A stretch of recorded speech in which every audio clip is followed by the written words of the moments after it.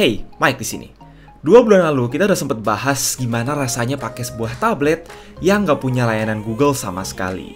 Jadi kayaknya hari ini kita berhenti aja sejenak dari bahas aplikasi dan softwarenya. Dan kita cukup cari tahu aja hari ini apakah MatePad yang satu lagi ini merupakan sebuah tablet mid-range yang bagus atau bukan.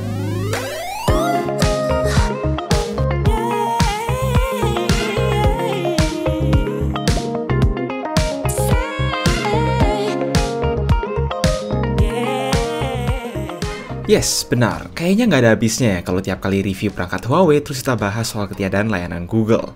Sebaiknya kita mulai dengan membandingkan desain Huawei MatePad ini dengan MatePad Pro yang sebelumnya udah kami review.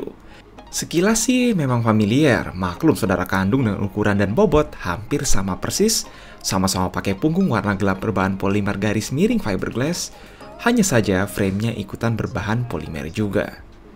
Meski begitu, tablet ini terasa sangat solid di tangan. Port USB-C ada di bawah, tombol volume di samping kanan, power ada di atas kiri, terus tray SIM card microSD ada di sisi kiri. Tidak ada headphone jack di tablet ini. By the way, ini yang masuk Indonesia dan kami pegang hari ini itu versi Wi-Fi only ya. Lanjut ke hal utama yang biasanya jadi pertimbangan orang sebelum beli tablet, yaitu display. Layar Huawei MatePad ini sebenarnya hanya 0,4 inci lebih kecil dari versi Pro. Tetapi sebab bezelnya sedikit lebih tebal, jadi ya ujung-ujungnya punya footprint yang sama besar. Nah, justru karena ini, penempatan kamera selfie pun jadi lebih masuk akal, yaitu di dalam bezel sisi kanan. Bukan sebagai tompel dalam ujung layar gitu. Balik lagi ke layarnya sendiri sih kualitasnya lumayan, setara dengan tablet-tablet non-AMOLED lainnya dengan resolusi 2000x1200. Mungkin nggak sebagus layar QHD di MatePad Pro, tetapi tentunya buat kebanyakan orang, ini warna serta kontrasnya cukup bagus buat nikmatin konten video, e-book, ngegame, dan produktivitas. Soal biometrik, kamera selfie bisa dipakai untuk face unlock standar. Satu hal yang mungkin bisa jadi alasan pilih Tab S6 Lite dibanding MatePad adalah adanya stylus yang udah terinclude dalam pembelian. Sayangnya, di dalam kardus MatePad nggak ada stylusnya. Tetapi tenang aja, sama kayak saudaranya, tablet ini sama-sama support Huawei M Pencil yang bisa kalian beli terpisah. Gue sendiri bukan orang yang absolutely butuh stylus, namun mungkin bagi kalian mahasiswa, seniman, atau desainer yang suka berkarya sekaligus coret-coret, sebaiknya sisihkan juga budget untuk beli M Pencil. Sisi menyenangkan dari MatePad ini juga ada saat kita ngomong tentang chipset. Berbeda sama Tab S6 Lite yang pakai chipset dengan performa hampir berasa entry level, MatePad dikasih salah satu chipset terbaru Kirin seri 810. SoC ini walau sama-sama bukan chip high-end, punya performa yang memuaskan. Jauh lebih kenceng dari merek sebelah tadi. Performa multitasking terbilang lancar, scrolling, zoom in, zoom out terasa responsif. Ya, secara keseluruhan, user experience-nya bisa diacungi jempol. Performa grafisnya pun mantap. Jalanin PUBG dari APK Pure setting HD high frame rate cukup lancar tanpa masalah, walau nggak bisa jalan di HDR. Yang penting nggak panas dan setelah main 15 menit pun baterainya baru berkurang 5%.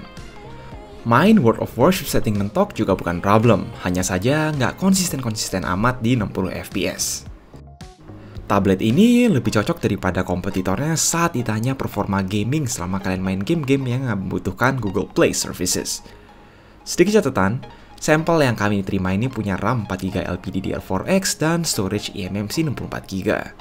Gue pribadi merasa itu cukup untuk sebuah tablet yang nggak dipakai untuk kerja berat. Paling yang kurang dari jeroan HP ini adalah NFC serta giroskop. Camera-wise, seperti biasa nggak bisa komen banyak karena kamera rasanya bukan prioritas tablet manapun. Di belakang ada kamera 8MP autofocus ditemenin LED flash. Intinya nggak disarankan berharap banyak, karena paling sekedar cukup untuk scan dokumen, foto catatan dosen di papan tulis, atau emang kepepet dan lagi nggak megang HP. Begitu juga dengan sang kamera selfie yang bagusnya sih lumayan wide angle. MatePad punya baterai berkapasitas 7250 mAh sama seperti MatePad Pro, namun tanpa kemampuan wireless charging. Hematnya sih ya sama aja, apalagi ini pakai chipset mid-range, jadi mestinya untuk pengguna normal bisa kuat 2 hari. Mengingat main PUBG 15 menit aja cuma berkurang sekitar 5%. Ngecasnya aja yang lumayan lama, dengan charger bawaan 10W di sini, butuh waktu 1 jam 20 menit untuk ngecas dari 10 ke 50%, dan sampai hampir 3,5 jam untuk sampai benar-benar penuh. Mungkin biar nggak kerasa dicas sambil tidur aja. Nah, satu aspek terakhir di mana sebuah tablet bisa menang telak daripada sebuah smartphone adalah kualitas speaker. Di sini ada 4 speaker berlabel Harman Kardon yang suaranya kencang, jernih, dan imersif di dua sisi.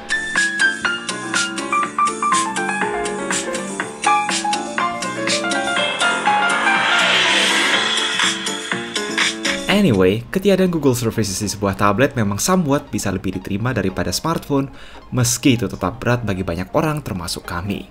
Dipikir-pikir ya, kalau butuh Gojek, Maps, dan lain-lain kan bisa pakai smartphone sendiri gitu. Jadi, apakah ini sebuah tablet Wi-Fi only yang bagus? Pada harga yang ditawarkan, speknya sangat solid, punya beberapa fitur yang bagus terutama audio, hanya saja stylusnya dijual terpisah. Jika kalian pre-order tanggal 15-24 Juli ini, bonusnya adalah cashback up to 850.000 plus flip cover resmi MatePad. Jadi gimana? Apa ada yang merasa tertarik dengan tablet ini? Jangan segan buat komen, like, dan share. Semoga kalian semua sehat terus. And as always, stay safe.